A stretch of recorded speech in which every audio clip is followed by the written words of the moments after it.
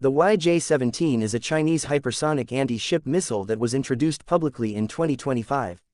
It is officially described as a high-speed, long-range weapon capable of evading modern naval defense systems through rapid flight and maneuverability. However, the available information on its actual performance is limited, heavily curated, and filtered through layers of state media, internal censorship, and international messaging campaigns. There is no independently verified data regarding its real-world deployment, operational reliability, or combat effectiveness. The presentation of the YJ-17 fits a broader pattern within China's defense communication strategy, where weapon systems are often promoted not just as tools of war, but as instruments of political signaling.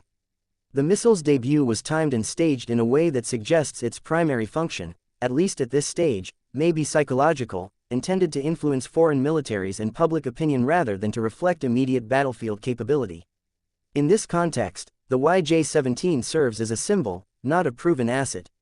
The Chinese government maintains tight control over all military-related discourse, both at home and abroad. Social media within China is subject to strict moderation, automated content filtering, and direct human oversight. Military topics, particularly those involving new technologies, are often accompanied by nationalist rhetoric and are presented in a way that discourages critical analysis. Domestic online discussions are steered to emphasize pride, fearlessness, and the inevitability of China's strategic rise.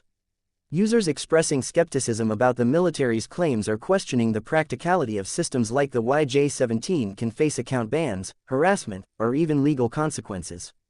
Externally, China deploys coordinated messaging campaigns on global social platforms. These include the use of foreign language media, diaspora influencers, and automated content amplification strategies. The YJ-17 has been the subject of such efforts, with posts and articles designed to highlight its supposed capabilities while creating ambiguity and doubt in foreign defense planning circles. This messaging is often disconnected from technical substance and instead seeks to shape perceptions. The repeated focus on speed, range, and uninterceptable trajectories plays into a broader theme of unstoppable Chinese technological progress. Despite the dramatic language used in these portrayals, there is no publicly available evidence that the YJ-17 has been tested in realistic combat simulations, live-fire naval confrontations, or joint operations that could validate its role in modern warfare. Most technical details remain either vague or entirely speculative. Even the terminology used in state-affiliated reporting frequently borrows from aspirational military marketing, with phrases such as next generation or game-changing appearing without supporting data.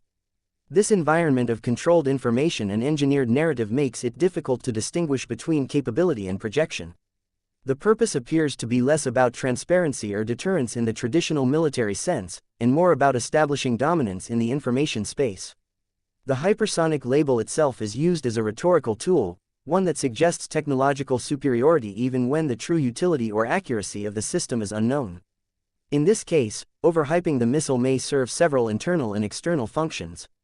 Internally, it reinforces the image of a technologically advanced nation that is prepared to meet any security threat. This narrative supports national unity, distracts from economic or social tensions, and validates large-scale military spending. Externally, it introduces doubt into strategic calculations of potential adversaries, complicating defense planning, and creating the illusion of capability gaps that may not exist. The broader risk is that this type of narrative-driven weapons promotion contributes to an environment of miscalculation. When perception diverges too far from reality, policies built around those perceptions can become unstable. The YJ-17 may or may not become a central component of China's operational strategy in the future, but as of now, its most prominent function is informational, a tool of signaling, posturing, and propaganda rather than a fielded weapon of war. The gap between what is claimed and what is proven remains significant, and until independently validated data becomes available, the actual utility of the YJ-17 remains unclear.